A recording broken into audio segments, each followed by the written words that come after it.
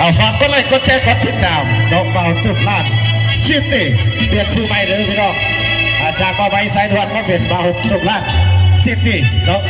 แต่ว่าไก่จะขึ้นเอาขนาดเปลี่ยนได้ซื้อไม่เด้อซื้อหรอเนาะ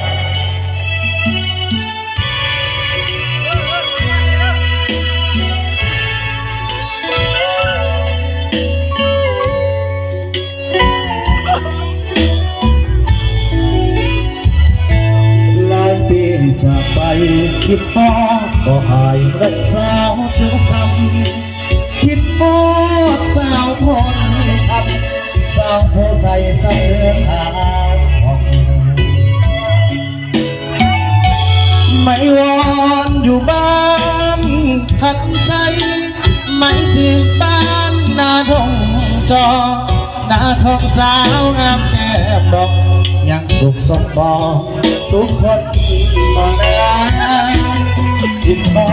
ดแก้วดำทำเอามาพ่อแม่กันเลยอยากฟ้องมานั่งแง่สาวสีแพงไม่ทองน้อยลาใส่เดสาวบ้านเดสุขอย่าให้อายทุกสองหานาเวียงนากันเจนาสบายยามแวะกินข้าวบ้านนาเดียวอยู่สงสุขเรียบฝั่งน้ำซับเห็นสาวลงขับน้ำใต้ฟ้าสีครามยามบ่จนส่งเลยข้ามน้ำซ้ำน้ำยังเวียดนามใส่อายสาวถาดเมืองพัดหอมมาใส่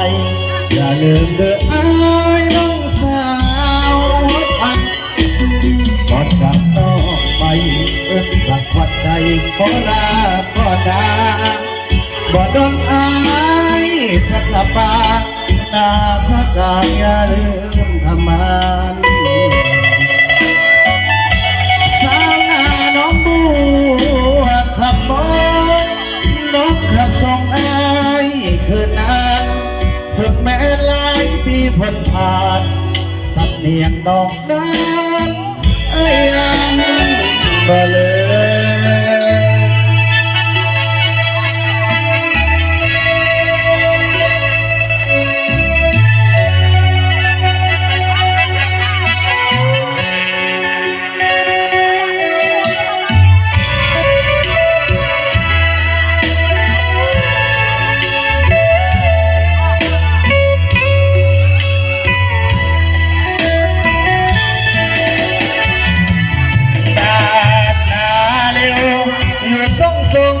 ฝั่งน้ำซ้ำเห็นสาวลง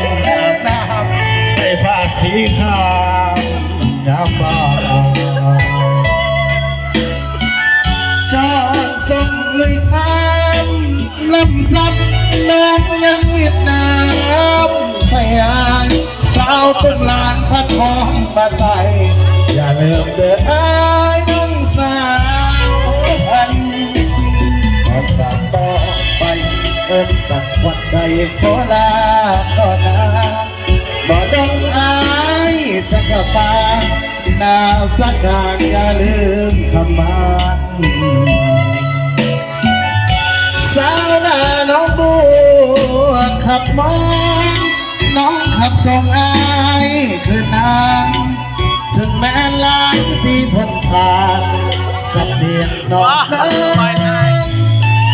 ยังบ่เลยเอาต่อไปเสียงให้พระเอกคนนักเพลงรู้จักกับไซเลนส์